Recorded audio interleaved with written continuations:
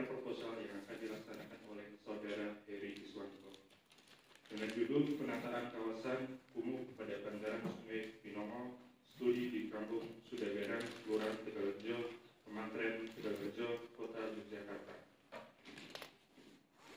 Adapun susunan acara seminar proposal dibagi menjadi 4 sesi, yaitu sesi pertama pemaparan dari Taruna Penyaji, sesi kedua yaitu tanya jawab Taruna Pembahas, kemudian sesi ketiga tanggapan dari dosen pembahas dan dosen pembimbing, dan sesi keempat yaitu pembacaan berita acara hasil seminar proposal penelitian.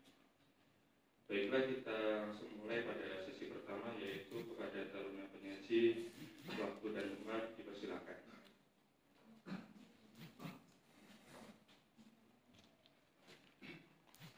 Assalamualaikum warahmatullahi wabarakatuh. Waalaikumsalam warahmatullahi wabarakatuh. Selamat siang. Sebelumnya saya ucapkan terima kasih kepada MC yang telah memberikan waktu kepada saya. Pertama-tama yang saya hormati dosen pembimbing saya yang pertama Bapak Aristiono Nugroho. Yang saya hormati Ibu dosen pembimbing kedua saya Ibu Nurita Dianstari.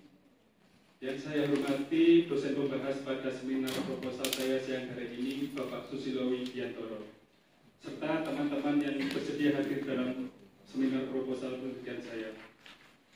Dalam seminar proposal penelitian saya siang hari ini yang berjudul Penataan Kawasan Kumuh pada Bantaran Sungai Binomo, Studi di Kampung Saudagaran, Kelurahan Tegalrejo, Kemantren Tegalrejo, Kota Yogyakarta.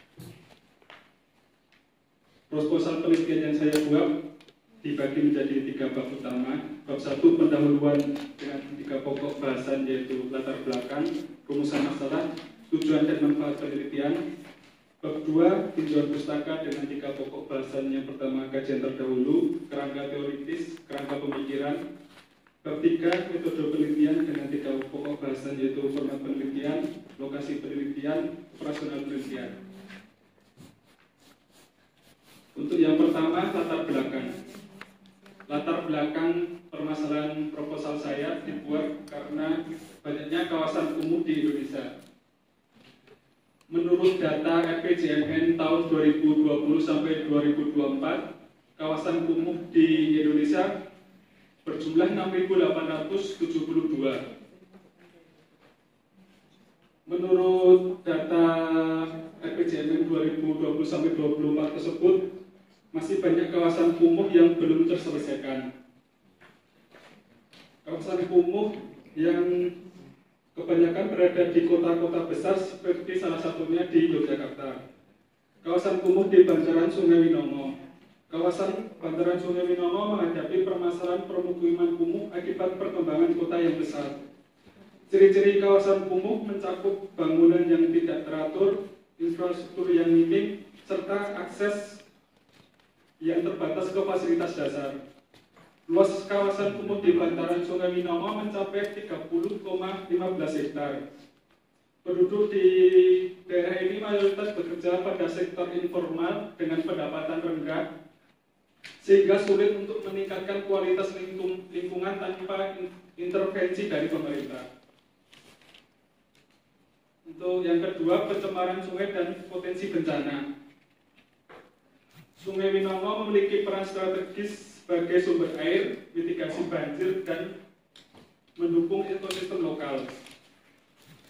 Namun, perkembangan pemukiman pada bantaran sungai ini telah meningkatkan pencemaran air. Pencemaran tersebut diakibatkan oleh limbah domestik dan sampah plastik. Kondisi ini diperburuk dengan sistem drainase yang buruk, menyebabkan penyumbatan aliran air dan meningkatkan risiko banjir. Selain banjir, kawasan ini juga rentan terhadap longsor dan penurunan kualitas udara yang semakin memperburuk kondisi lingkungan dan kesehatan masyarakat sekitar. Untuk yang ketiga, untuk menangani masalah tersebut, pemerintah Kota Yogyakarta telah mengeluarkan regulasi melalui SK Wali Kota nomor 393 tahun 2014 tentang permukiman tidak layak huni di Kota Yogyakarta, yang selanjutnya diperbarui dengan SK Wali Kota nomor 216 tahun 2016 tentang perbaruan kawasan kumuh di 36 kelurahan. Kawasan kumuh yang berada pada bantaran Sungai Winomo diprioritaskan pada 3 kelurahan utama, yaitu Kelurahan Prigokusuman, Kelurahan Tegalrejo, dan Kelurahan Pakuncen.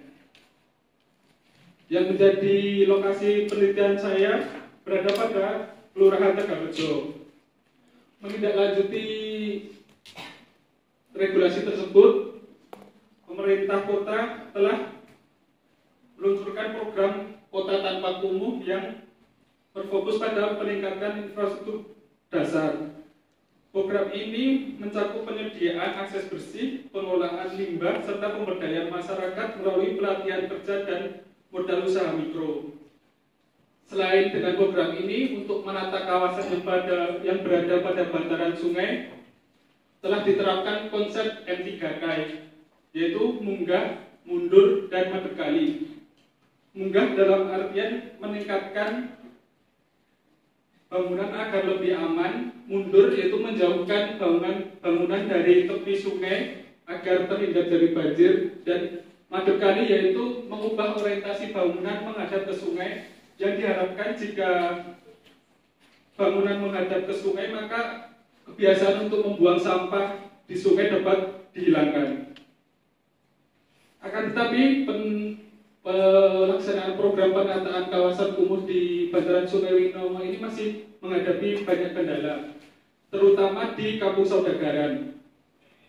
Pada Kampung Saudagaran sendiri, menurut data rencana penyiapan lahan tahun 2011, terdapat 85% pengelolaan air limbah tidak sesuai standar dan 64% sarana pengelolaan sampah yang tidak memenuhi syarat. Akan tetapi, saat dilaksanakan penataan di Kampung Saudagaran terdapat penolakan dari masyarakat. Penolakan ini sendiri didasarkan karena ketidakmauan akan perubahan lingkungan di kawasan mereka. Salah satu hambatan lainnya adalah hambatan anggaran dalam pelaksanaan program penataan kawasan.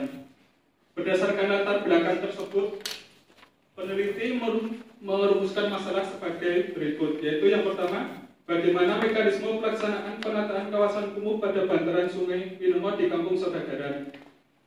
Yang kedua, apa kendala sosial dan spasial dalam penataan kawasan kumuh pada bantaran Sungai Winomo. Yang ketiga, apa solusi yang dapat diterapkan untuk mengatasi kendala dalam penataan kawasan kumuh pada bantaran Sungai Winomo. Untuk selanjutnya, tujuan dan manfaat penelitian. Tujuan penelitian untuk mengetahui bagaimana mekanisme penataan kawasan kumuh pada bantaran Sungai Winomo di Kampung Saudagaran. Untuk mengetahui kendala sosial dan spasial yang dihadapi dalam upaya penataan kawasan kumuh pada bantaran Sungai Winomo di Kampung Saudagaran. Untuk mengetahui solusi yang dapat diterapkan dalam mengatasi kendala penataan kawasan kumuh pada bantaran Sungai Winomo di Kampung Saudagaran. Manfaat penelitiannya yaitu bagi masyarakat, penelitian ini dapat memberikan pemahaman mengenai pentingnya keterlibatan aktif mereka dalam penataan kawasan kumuh dan dampak positif yang bisa diperoleh melalui peningkatan kualitas lingkungan secara kolektif. Bagi pemerintah daerah, hasil penelitian ini dapat menjadi bahan pertimbangan untuk merumuskan kebijakan penataan kawasan kumuh yang lebih berbasis pada kondisi sosial dan kultural masyarakat sekitar serta pendekatan yang lebih inklusif dan partisipatif.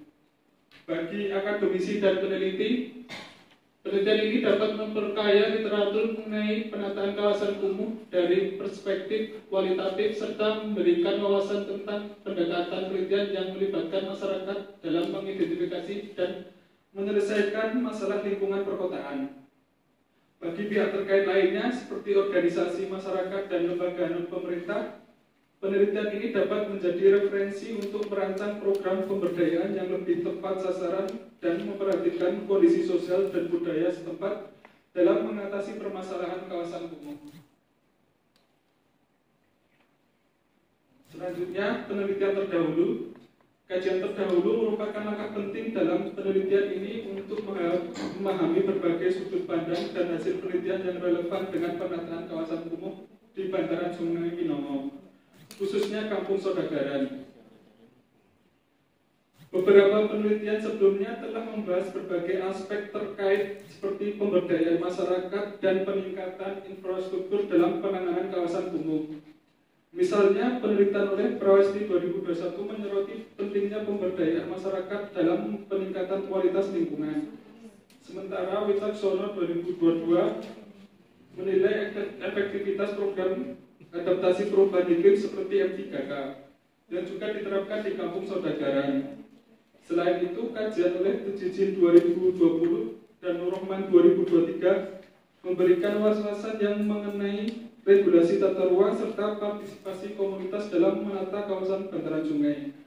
Berbeda dengan penelitian Prawesti 2021 yang menekankan pentingnya ruang terbuka, penelitian ini lebih berfokus pada infrastruktur dasar seperti penataan jalan, drainase, dan sistem pengelolaan sampah. Penelitian ini memiliki kebaruan yang jelas dalam pendekatan, fokus, dan konteks studi. Perbedaan utama terletak pada evaluasi faktor penolakan masyarakat terhadap program M3K di Kampung Saudargaan yang belum banyak dibahas dalam penelitian sebelumnya. Jika penelitian sebelumnya lebih menyoroti keberhasilan program, penelitian ini justru mengkaji tantangan sosial yang menghambat implementasi program tersebut.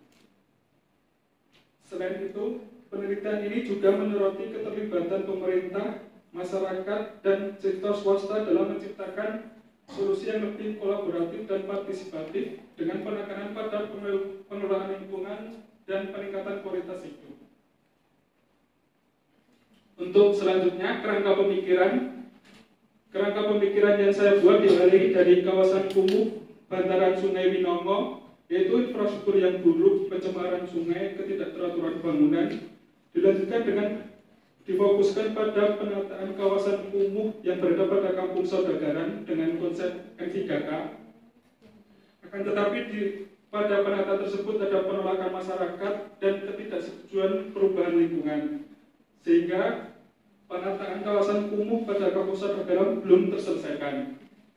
Untuk itu, dilanjutkan diperlukan solusi atas kendala sosial dan spasial untuk dapat menuntaskan program penataan kawasan kumuh pada Kampung Saudargaan, yaitu dengan mengetahui proses penataan, mengetahui kendala sosial, mengetahui kendala spasial, yang nanti diharapkan dapat mencari solusi berupa rekomendasi kebijakan untuk penataan kawasan di Kampung Saudargaan.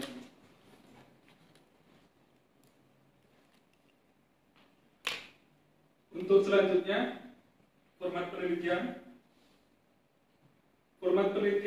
menggunakan pendekatan kualitatif deskriptif.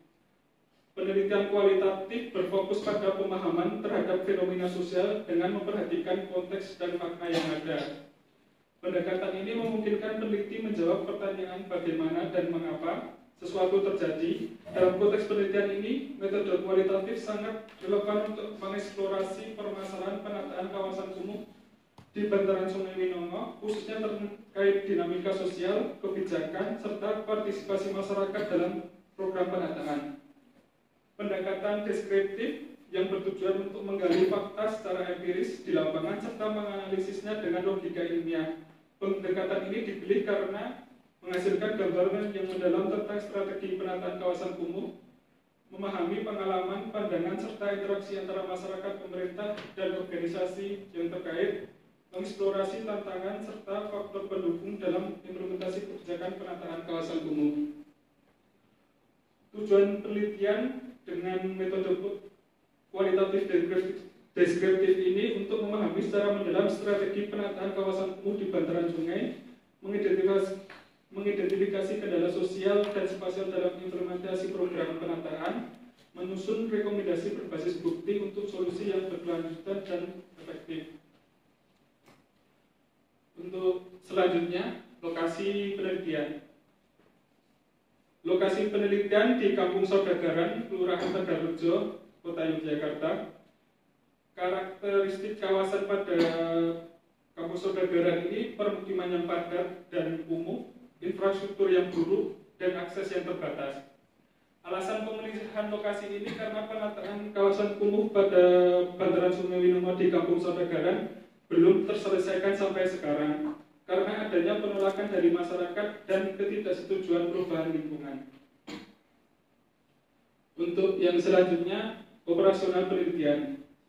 Subjek penelitian ini adalah masyarakat, pemerintah daerah, fasilitator program penataan, LSM, dan pengusaha lokal. Untuk teknik penentuan subjek dan informan menggunakan purposive sampling, yaitu yang bertujuan untuk memilih berdasarkan relevansi dan kapasitas mereka dalam memberikan data yang diperlukan. Untuk data yang diperlukan berupa data primer dan data sekunder. Data primer terdiri dari data sosial ekonomi masyarakat, data kualitas infrastruktur dan lingkungan, data partisipasi masyarakat dalam penataan, data tentang penolakan dan hambatan dalam penataan kawasan. Untuk data sekundernya berupa dokumen kebijakan dan peraturan tata ruang, laporan program penataan kawasan kumuh, data statistik sosial dan lingkungan. Selanjutnya, teknik pengumpulan data. Wawancara dilakukan secara semi terstruktur agar tetap fleksibel namun tetap terarah dalam menggali informasi. Instrumen wawancara ini berisi pertanyaan terbuka yang mencakup pengalaman masyarakat terkait program penataan, pendapat mereka mengenai kebijakan yang diterapkan, serta kendala yang dihadapi dalam proses pelaksanaannya. Untuk observasi lapang juga digunakan untuk memahami kondisi fisik kawasan kumuh serta interaksi sosial yang terjadi di lingkungan tersebut. Observasi ini mencakup aspek infrastruktur, sanitasi, pengelolaan sampah, serta respon masyarakat terhadap kebijakan penataan. Analisis dokumen dilakukan untuk memperkuat temuan dari wawancara dan observasi. Dokumen yang dianalisis mencakup laporan program penataan seperti E3K dan Kotaku, peraturan tata ruang yang mengatur kawasan kumuh, serta laporan tahunan terkait implementasi kebijakan di daerah tersebut.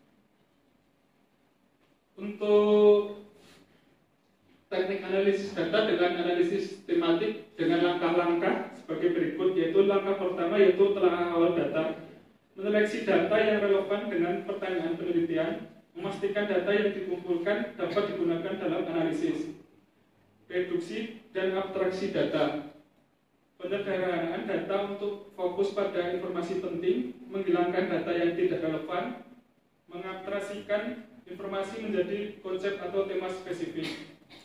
Untuk langkah yang ketiga yaitu pengelompokan satuan informasi. Data yang direduksi dikelompokkan dalam satuan informasi terkecil. Satuan informasi dikategorikan sesuai dengan relevansinya. Untuk yang keempat yaitu kategorisasi dan penajaman tema, yaitu mengidentifikasi tema utama dari data yang terkumpul, memetakan hubungan antara faktor yang terpengaruh dalam penataan kawasan kumuh, menganalisis makna dari setiap kategori data. Untuk yang terakhir yaitu penyusunan pernyataan proporsional, yaitu merumuskan jawaban logis terhadap pertanyaan penelitian, menyusun kesimpulan dari temuan yang diperoleh, merancang rekomendasi kebijakan terkait penataan kawasan kumuh. Mungkin sekian yang dapat saya sampaikan dalam presentasi proposal penelitian saya pada siang hari ini. Banyak salahnya saya mohon maaf. Wassalamualaikum warahmatullahi wabarakatuh. Waktu saya kembalikan ke MC. Baiklah, terima kasih atas pemaparannya kepada Saudara Taruna Pengaji. Kemudian kita lanjut kepada sesi 2 yaitu tanya jawab dari Taruna Pembahas. Kepada Taruna Pembahas, waktu dan bagi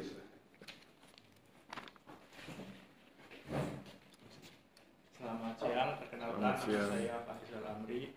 Izin bertanya, bagaimana rencana penataan kawasan kumuh di Kampung Sodagaran dapat mengurangi banjir dan dapat mengurangi risiko banjir dan tanah longsor? Mungkin sekian, terima kasih.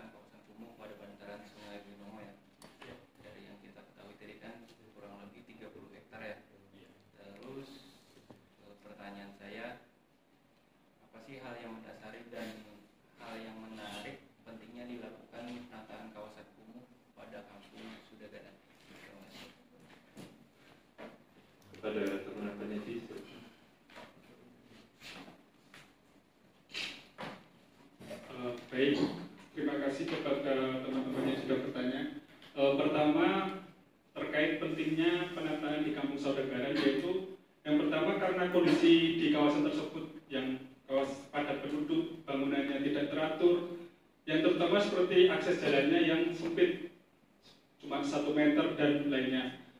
Akan tetapi di selain semua itu, menurut saya pribadi yang paling penting itu terkait potensi bencana di daerah tersebut.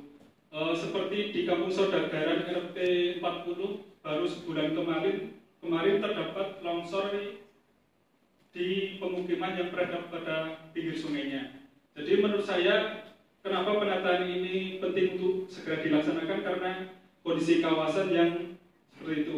Terutama kalau misalkan terjadi kebakaran maka akses roda 4 tidak dapat masuk ke kawasan di Kampung Saudargaran. Selanjutnya untuk pertanyaan kedua yaitu mengapa rencana penataan kawasan kumuh di Kampung Saudargaran dapat mengurangi risiko banjir. Menurut saya dengan konsep M3K yang telah diterapkan yaitu terutama yang bagian mundur yaitu memundurkan bangunan menjauh dari sungai. Hal ini dapat mengurangi risiko banjir karena jika terjadi banjir maka bangunan yang ada sudah tidak terlalu mepet dengan sungai, dan yang munggah tadi menaikkan bangunan agar jauh dari air juga. Terkait kebiasaan masyarakat yang dengan madep kali yaitu menghadapkan bangunan ke arah sungai, yaitu diharapkan dapat mengurangi kebiasaan masyarakat yang membuang sampah di sungai sehingga potensi banjir akibat penyumbatan air dapat dikurangi. Mungkin itu jawaban dari saya.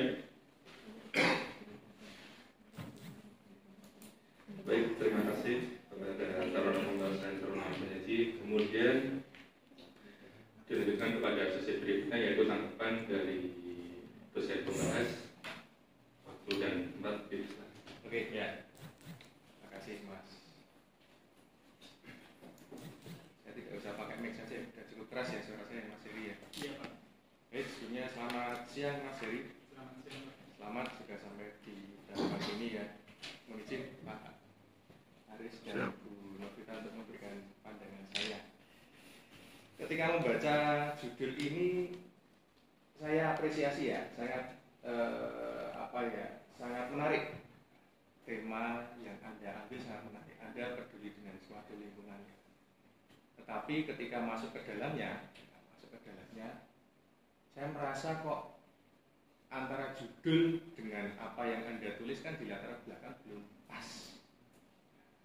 Berbicara penataan kawasan kumuh, namanya saja penataan, jadi kan melakukan penataan, melakukan kegiatan menata. Artinya di situ ada berbagai macam kegiatan, tetapi yang Anda angkat hanya satu, M3K. Mengapa kok program seperti Mahanani, program seperti Kotaku tidak Anda bahas dan tidak Anda sandingkan dengan M3K? Mohon maaf, izin menjawab.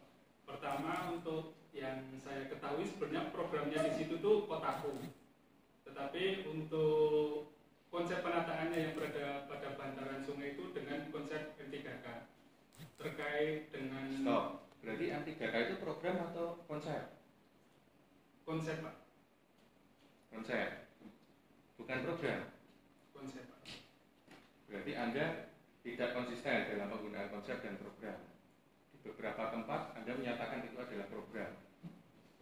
Tapi coba Anda cari di literatur lain, karena ada yang membahas di berbagai macam sumber yang saya baca, M3K itu juga program. Ya, jadi nanti tolong diperbanyak lagi Anda membaca literatur. Ya. Kemudian saya pengen tahu secara spasial, Saudargaran ini letaknya di mana? Karena di foto belum muncul. Coba Anda tampilkan. Jangan sampai ketika program ini tidak berjalan, ternyata tidak tepat sasaran. Kampung ini tidak ditetapkan sebagai kampung kumuh. Anda harus baca aturan yang terbaru, karena aturan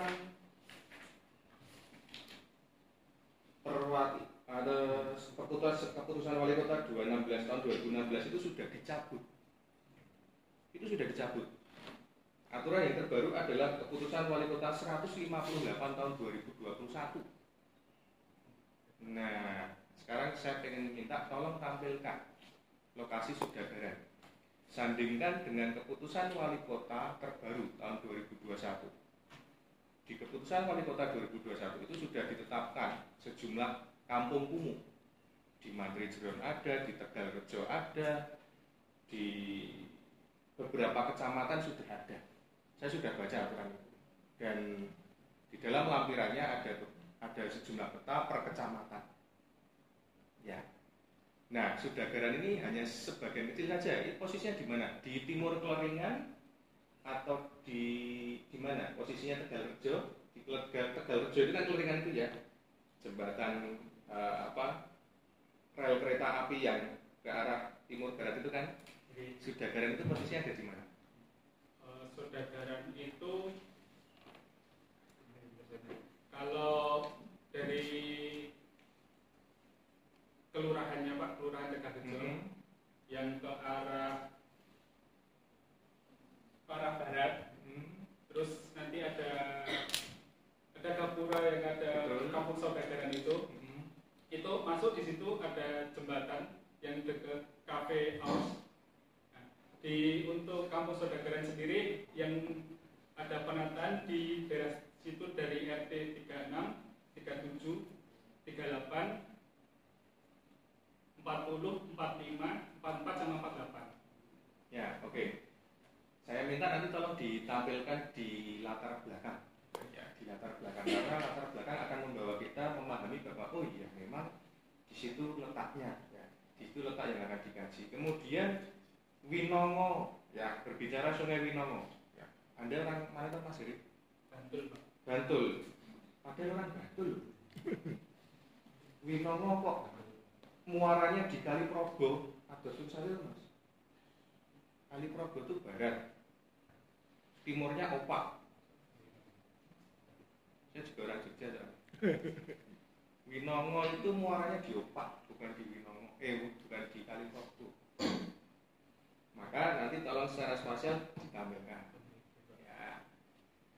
Nah itu Sudagaran saya tahu soalnya. Saya juga orang Jogja. Ya kota Jogja malah gitu. Nah kemudian berbicara penataan kawasan kumuh, apakah sudah ada best practice di entah itu di negara lain atau di wilayah lain di Indonesia yang memang berhasil dalam proses penataan kawasan kumuh?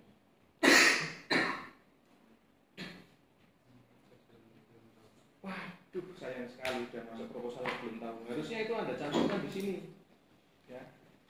Sehingga akan mengantar Anda bahwa lokasi itu memang layak untuk diteliti lebih lanjut, kemudian Anda berikan solusi. Nah, solusi itu pendekatannya dari mana? Pendekatannya dari best practice yang sudah pernah terjadi sebelumnya. Anda tidak akan bisa memberikan solusi yang mentes ya, solusi yang tepat jika Anda tidak tahu apa yang harus dilakukan ketika menghadapi kondisi yang serupa. Ya, itulah kenapa di dalam latar belakang juga harus disebutkan mengenai best practice, kondisi-kondisi di sekitar wilayah kita yang pernah mengalami hal yang sama itu harus dimasukkan. Ya, Mas Heri ya. Terus mengenai tingkat keberhasilan penataan kawasan kumuh di sana itu sudah sampai sejauh mana? Berapa persen keberhasilannya? Belum ada cantumkan toh? Belum. Nah sekarang gini, Anda berasumsi bahwa masih banyak masalah. Kemarin terjadi banjir dan segala macamnya. Tetapi di sini tidak dimunculkan. Jangan-jangan masalah yang tersisa itu tinggal 5%. Izin Pak, untuk di kampung Sudagaran sendiri dari beberapa RT yang saya sebutkan sebelumnya, untuk yang dilakukan penataan itu baru di RT 44, 45 dan 48 Pak. Ya itu yang Anda tahu. Lah yang kami kan tidak tahu. Ya kan? Itu Anda yang tahu saja, penulis saja yang tahu. Padahal proposal sampai skripsi itu yang membaca kan tidak hanya penulis. Ya. Nah itu ya. Oke. Kemudian ini yang mau Anda kaji sebenarnya penataan kawasan kumuh melalui M3K atau penataan kawasan kumuh melalui Mahanani atau apa ini? Program apa yang mau Anda atau konsep apa yang mau Anda ambil? Penataan kawasan kumuh dengan konsep M3K-nya, Pak. Nah, kenapa kok tidak dimunculkan di judul sekalian? Apa pertimbangan Anda? Kenapa kok tidak dimunculkan sekalian? Pertimbangan saya untuk Lebih jelas. karena programnya itu kan program penataan, Pak. Sedangkan M3K itu konsep yang dilakukan untuk penataannya, Pak. Anda tahu Mahanani itu? Tahu, Pak. Apa? Perumahan layak huni. Nah, itu konsep atau program? Konsep, Pak, setahu saya, Pak. Berarti ada dua konsep. Setahu saya itu Mahanani itu jika konsep M3K tidak bisa dilaksanakan baru menggunakan konsep Mahanani, Pak. Iya, berarti ada dua konsep dalam penataan itu. Satu, Pak, M3K. Bukan, maksudnya ini kan program kotaku, kalau versi Anda tadi ya, program kotaku ada konsep Mahanani, ada konsep M3K, nanti ada konsep-konsep apa lagi. Nah, kalau memang hanya ada satu konsep, kenapa kok tidak Anda tuliskan langsung di judul? Atau Anda membuat batasan penelitian? Ya, kan?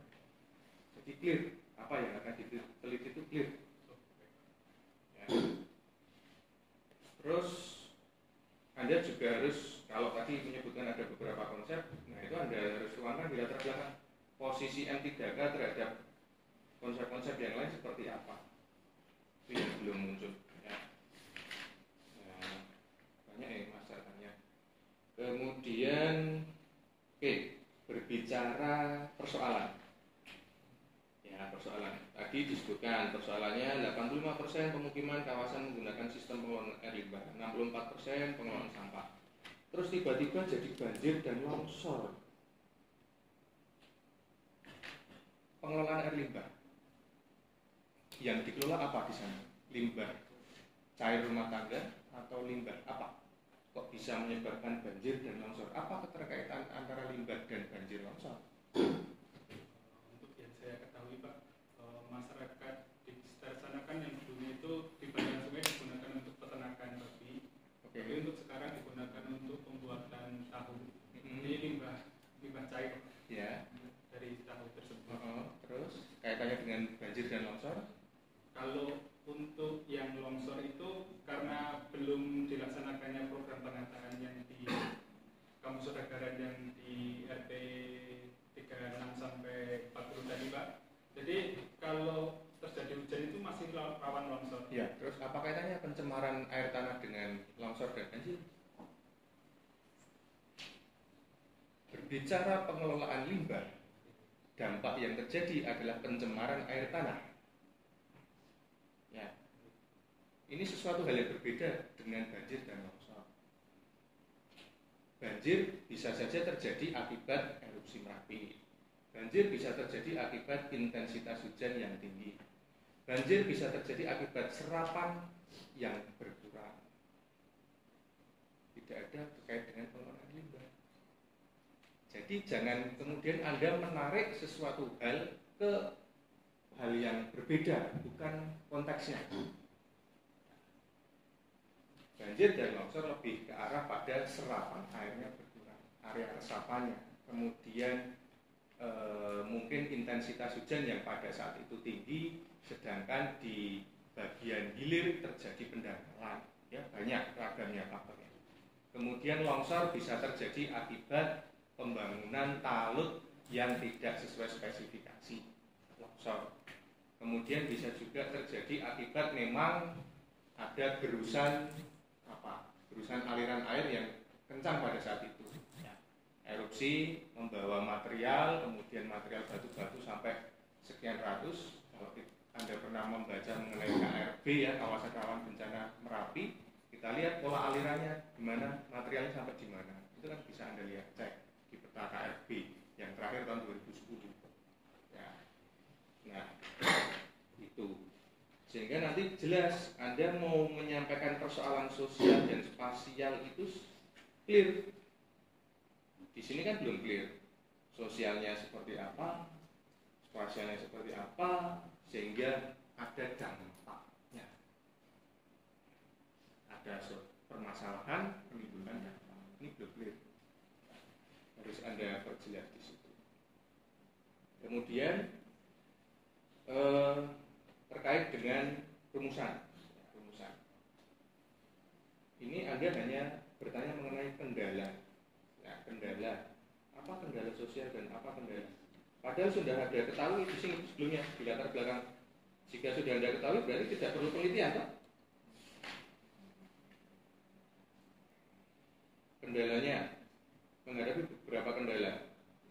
Kendalanya penolakan dari masyarakat. Terus kendalanya adalah kesadaran kurang. Nah, ini sudah tahu. Kenapa ditanyakan? Izin Pak menjawab untuk penelitian ini kan intinya menurut yang ingin saya teliti kan program yang belum maksimal menurut saya. Belum maksimalnya itu salah satunya karena tidak selesai karena adanya penolakan dari masyarakat. Kendala sosial dan spasial itu saya tujukan untuk penolakan dari masyarakat itu dari sisi sosialnya karena apa, dari sisi spasialnya karena apa, kenapa mereka dengan kawasan yang kumuh seperti itu mau dilaksanakan penataan tapi masih menolak, seperti itu Pak. Jadi saya lihat dari sisi sosial dan dari sisi spasialnya kenapa mereka tidak mau dilaksanakan penataan di wilayah mereka. Oke. Berarti kalau saya ganti pertanyaan seperti ini, apa saja faktor yang menjadi penyebab ketidakberhasilan kotaku, atau apa saja faktor yang menjadi penyebab ketidakberhasilan N3K? Bolehkah saya bertanya seperti itu? Itu akan lebih luas. Berbeda dengan hanya bertanya mengenai kendala. Kendala stop, selesai. Stop, selesai. Tapi faktor-faktor apa saja yang menjadi penyebab ketidakberhasilan? Nah, atau faktor apa saja faktor yang mendukung pelaksanaan, atau apa saja faktor yang berpengaruh. Nah, berpengaruh. Jadi bisa pengaruh positif, bisa pengaruh negatif. Ya, apa saja faktor yang berpengaruh terhadap pelaksanaan kotaku melalui konsep N3K. Ya, itu akan lebih ini ya. Sehingga nanti akan Anda temukan faktor kekuatan masyarakat seperti apa, faktor peluang masyarakat ketika ini berhasil atau tidak berhasil, faktor hambatan dari luar, analisis SWOT-nya jalan. Ya, oke Mas Heri ya. Nah, sip, ini sebenarnya bagus, tapi kurang gitu ya, kurang gajel ibarat ya, kurang enggan. Bagus. Terus, jadi jangan tanggung-tanggung ya Mas, kalau meneliti jangan tanggung-tanggung.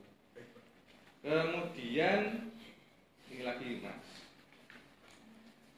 Nah, Anda ini kan di 4 pertanahan ya, di 4 pertanahan. Berarti karakteristik pertanahnya harus muncul di sini. Ya, jadi tidak hanya sebatas membahas mengenai M3K seperti ini, mundur, munggah, padat kali. Tetapi pasti ada unsur pertanahan di situ. Jadi Anda bisa bertanya di rumusan masalah, bagaimana solusi penyelesaian penataan kawasan dari sisi atau dari sudut pandang pertanahan. Nah, keren ya Pak Aris ya kayaknya Pak. Siap. Jadi Anda tidak akan lebar kemana-mana. Jangan sampai, kenapa kok saya tanyakan seperti ini? Karena Anda sudah berbicara membahas mengenai infrastruktur ya, infrastruktur IPAL-nya atau entah PDAM-nya, entah apanya. Anda berbicara mengenai banjir dan longsor, jangan sampai nanti Anda terjebak ke apa? Terjebak pada sejumlah kawasan atau sejumlah ilmu yang Anda miliki. Ya, Anda fokus saja di satu. Oh, M3K, berarti M3K ini jika saya kaitkan dengan land consolidation berarti butuh tanah. Tanahnya harus seperti apa ditata. Ada orang yang mungkin dulunya punya 200 meter hanya jadi 100 meter karena harus berpindah, harus merelakan tanahnya untuk infrastruktur. Ya, dikaitkan ke situ ya. Jadi Anda harus pasang kacamata dulu bahwa yang Anda teliti ini batasannya pada aspek pertanahan. Jangan ke lain-lain, jangan ke lingkungan, jangan ke pencemaran air tanah, jangan kemana-mana. Ya, Anda pasang kacamata kuda. Ya, gitu ya. Terus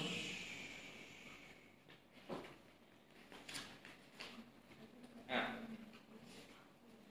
ini kalau saya boleh saran ya, kerangka teori itu tidak perlu dikelompokkan, karena ketika Anda membuat pengelompokan penataan kawasan, definisi kemudian tujuan ini menjadi tidak ngeblend, tidak nyampur. Anda hanya berbicara satu segmen per segmen, ini buatlah sebuah redaksi yang utuh kalau menurut saya. Kemudian karena Anda akan berbicara konsolidasi, ya nanti silakan nanti teori mengenai pembangunan berkelanjutan, teori mengenai konsolidasi tanah itu bisa Anda munculkan di teori ini.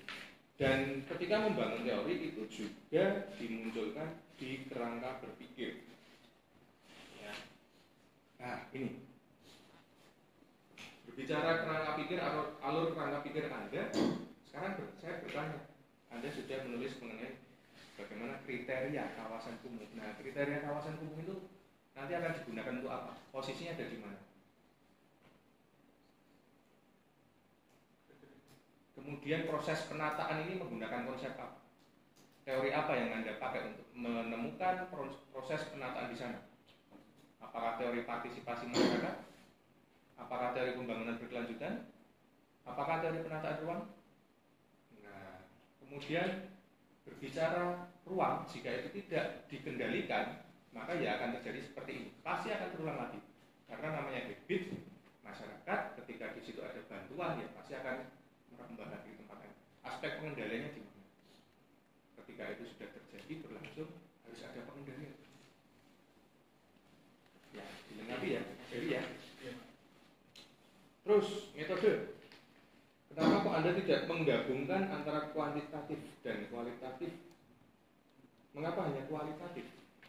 Ketika kita sudah memiliki variabel berupa O yang disebut program itu ada tahapannya A ke B, B ke C, C ke D. Nah ini kan sudah ada tahapannya. Setiap tahapan ini ada syaratnya.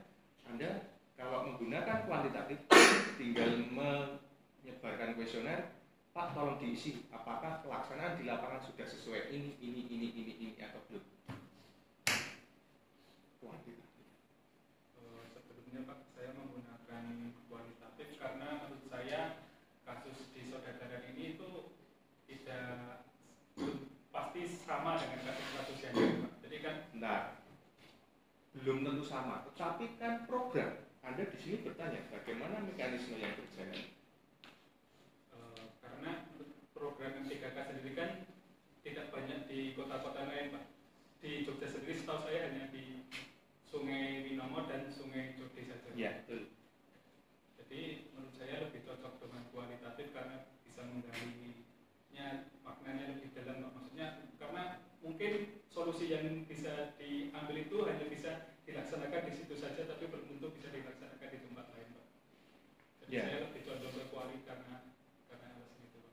Ya, itu kan Anda kalau kualitatif kan cenderung ke fenomena ya, fenomena yang terjadi. Tapi bicara mekanik,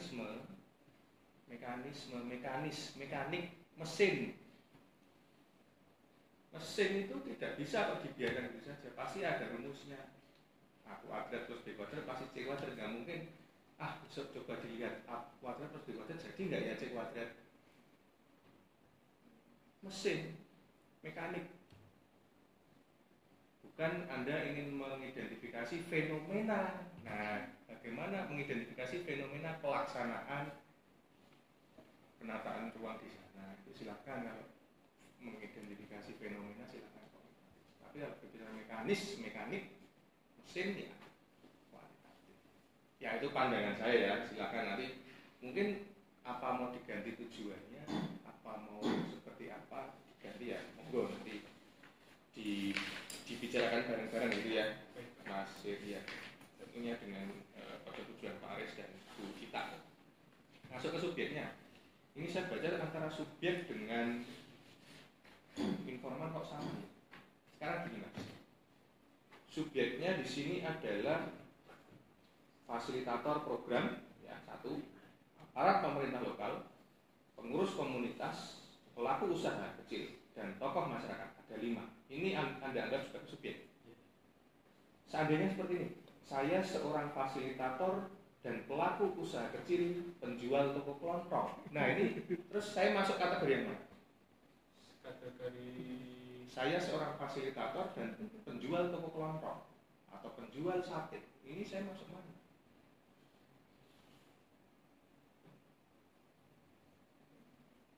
Anda tahu nggak tuh artinya subjek? Subjek itu yang terlibat langsung dalam kegiatan penataannya, Pak. Kemudian kalau informan apa?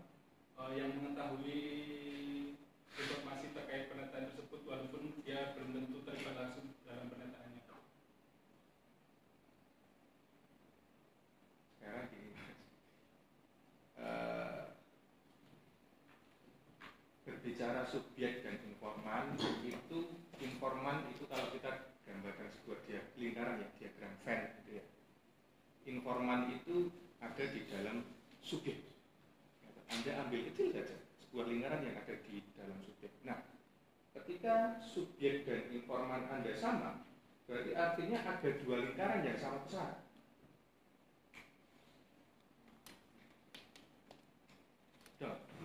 Padahal harusnya informan itu lebih kecil, dia lebih paham. Kalau ibarat telur itu kuningnya, yang nanti akan menjadi zigot. Tahu zigot ya? Nah, seperti itu. Jadi jangan sama. Ketika Anda punya elemen masyarakat, komunitas, elemen-elemen ini, elemen macam-macam elemen, Anda tarik ke atas, itu nanti akan jadi subjek. Ibarat penguasa api, penguasa air, penguasa udara, tarik ke atas jadi apa? Avatar. Ya kan? Ya kan? Kayak gitu. Ya. Jadi ini subjeknya siapa? Subjek utamanya masyarakat yang menjadi objek penataan kawasannya. Nah, boleh masyarakat yang ada di kampung Sudabaran atau masyarakat yang seperti apa, itu harus clear ya. Jadi jangan dibuat perikil-perikil lagi nih ya, kecil kayak gini. Ini namanya masih penguasa air, penguasa api, penguasa udara. Belum jadi avatar kan? Avatar itu harus bisa menguasai semuanya. Nah, karena tontonan anak saya pasti avatar. Terus berbicara proposal itu menilai kesiapan seorang peneliti turun ke lapangan. Anda tidak ada instrumen penelitian. Di mana instrumen penelitian?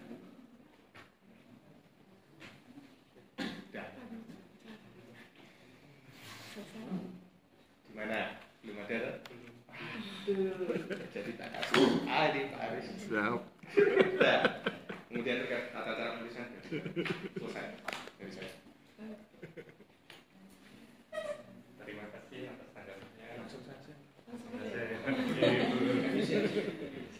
Oke, selamat Heri sudah sampai di tahap ini. Assalamualaikum warahmatullahi wabarakatuh. Waalaikumsalam. Oh, kayaknya semuanya sudah diborong ya sama Pak Susilo. Terima kasih banyak masukannya itu menjadi bahan pemikiran. Tetapi mungkin ada satu atau beberapa hal yang perlu saya tekankan. Kalau catatan saya sih hanya redaksional ya. Kalau yang inti-intinya tadi benar-benar sudah dikupas oleh Pak Susilo. Tapi perkenankan saya sedikit menjelaskan ini. Ini memang kalau dari sisi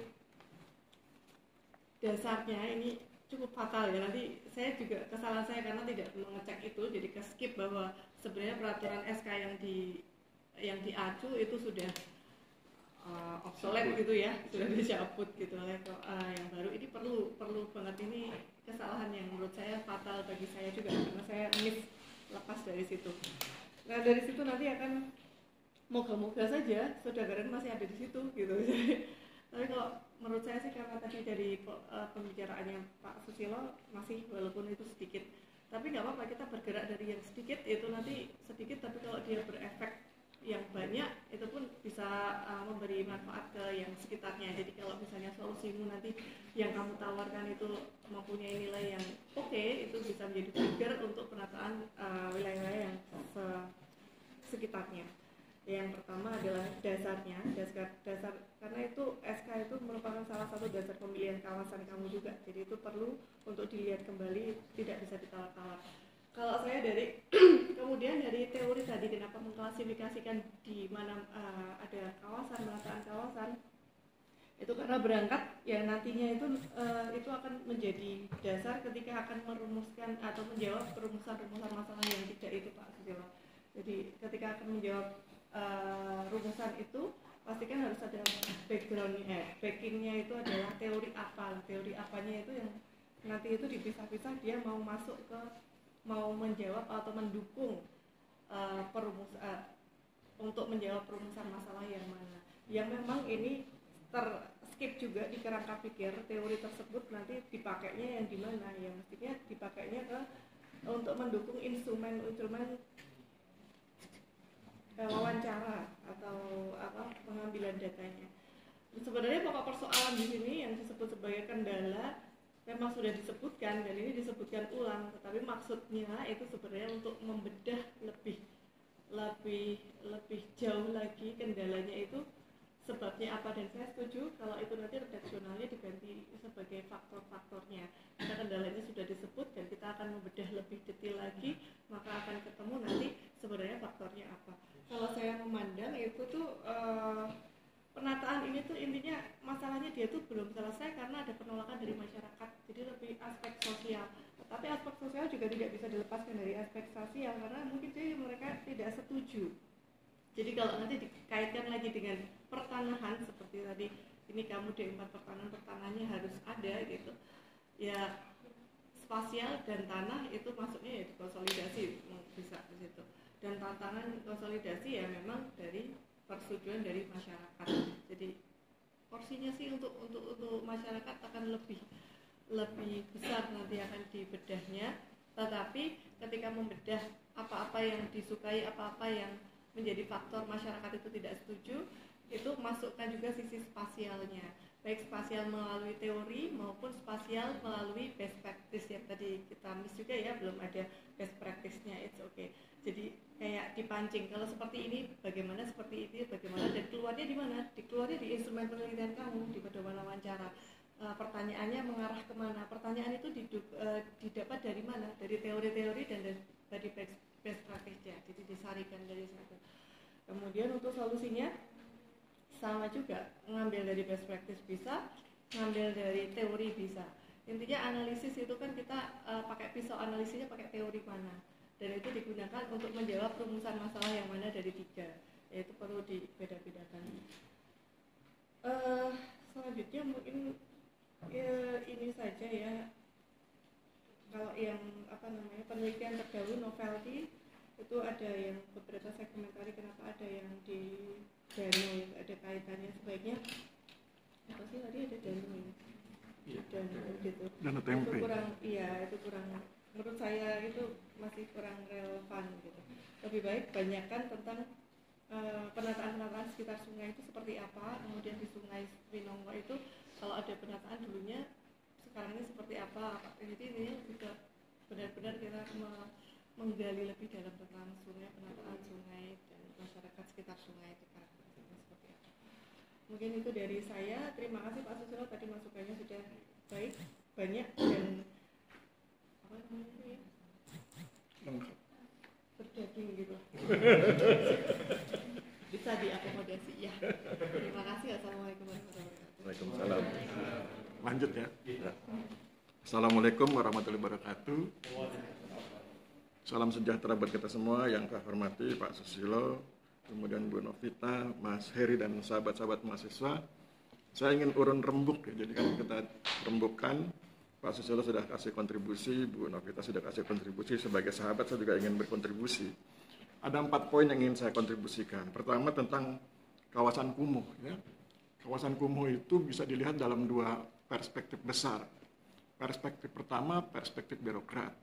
Saya sering bilang kalau birokrat itu kalau dia punya proyek, dia pengen sesuatu itu pelaksanaannya bagaimana, kendalanya apa, solusinya bagaimana.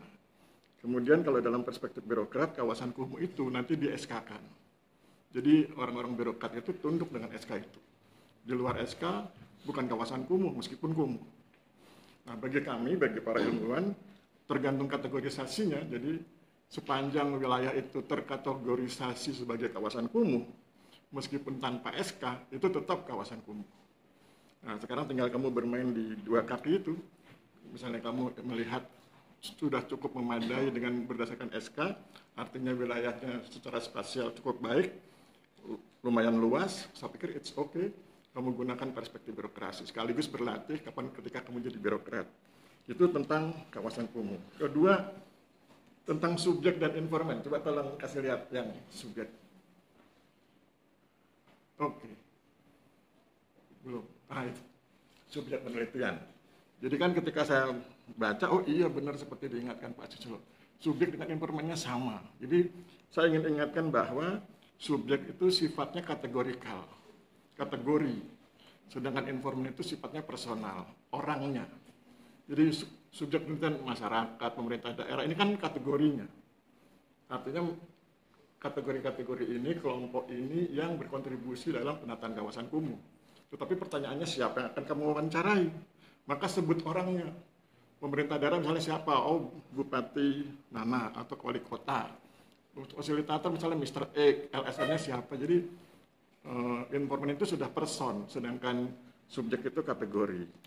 Kemudian yang ketiga tentang best practice. Tahun 2023 saya sempat nulis novel tentang drama Korea judulnya True Story, itu nanti kalian bisa beli di Shopee kalian mau. Harganya 125.000 ya, sekaligus promosi. Jadi di dalam novel itu saya cerita tentang seorang tokoh Korea yang merintis karir dari mulai orang tinggal di kampung kumuh sampai kemudian dia jadi dosen sosiologi agraria di salah satu kota di Korea. Nah, ketika saya bicara tentang lokasi kumuh, maka kemudian saya ambil lokasinya itu Gangnam. Orang bilang Gangnam Style itu. Nah, nanti coba kamu klik di Google wilayah Seoul, ada sekitar di Gangnam itu kan Gangnam itu semacam kampung, tapi kecamatannya itu kumuh. Nah, kemudian itu nanti ditata oleh pemerintah Seoul sampai kemudian jadi sukses. Nah, kalau ingin Anda butuh best practice di situ. Dan di situ ada sungai. Jadi seperti nasihat Bu Novita, cari yang ada sungainya. Nah, itu cocok. Sekaligus kalau mau baca novelnya. Ya. Itu. Kemudian yang keempat terakhir tentang instrumen penelitian. Ya, saya pikir instrumenmu belum ada. Walaupun kamu sudah sering cerita tentang instrumennya, saya pikir perlu dibuat ya. Instrumen itu nanti kamu buat panduan observasinya, buat kuesioner terbukanya. Karena kamu nanti kan akan wawancari orang gitu ya. Kamu buat panduan observasi supaya kamu tahu apa yang harus diobservasi. Saya pikir demikian 4 poin kontribusi saya, mudah-mudahan berguna dan saya kembalikan pada moderator. Terima kasih. Saya nambah sedikit ya, Mas, sebelum nggak apa-apa, biar berdiri duduk. Berbicara masalah hasil penelitian yang disampaikan Bu Novita tadi benar. Jadi cari yang terkait dengan sungai karena pelaksanaan M3K sendiri kotaku ini kan sejak 2015-2014.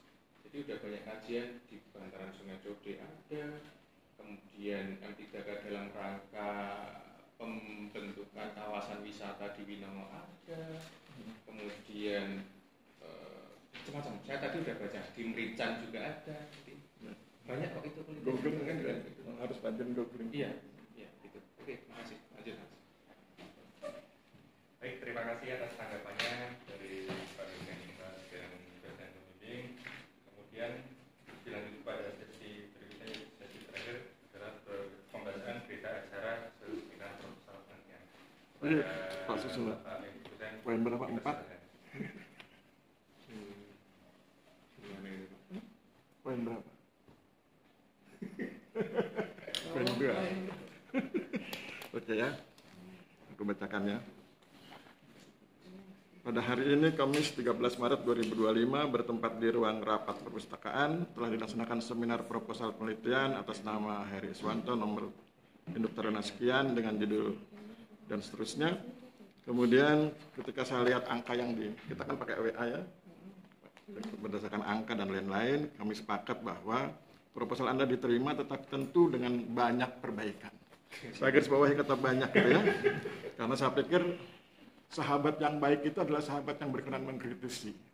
Kalau kami 3 yesmen lulus, tapi kan kalian nggak punya ilmunya. Ya? Gitu. Jadi sahabat yang baik itu begitu. Maka kemudian diterima dengan perbaikan, kemudian dikasih waktunya 7 hari, 7 hari perbaikan. Nanti tanggalnya isi sendiri ya. Kemudian diberikan waktu penelitian 30 hari. Kalau pengalaman saya, kalau cuma satu desa itu seminggu selesai. Tapi karena kalian pemula, ya nggak apa-apa. 30 hari ya. Itu, saya pikir demikian, nanti nilainya menyusul. Terima kasih, saya kembalikan pada moderator. Baik, terima kasih dengan berakhirnya sesi pembahasan proposal. Oh, sudah. Sudah pada hari ini. Ada belangko yang itu. Belangko yang itu yang ketiga. Wassalamualaikum warahmatullahi wabarakatuh.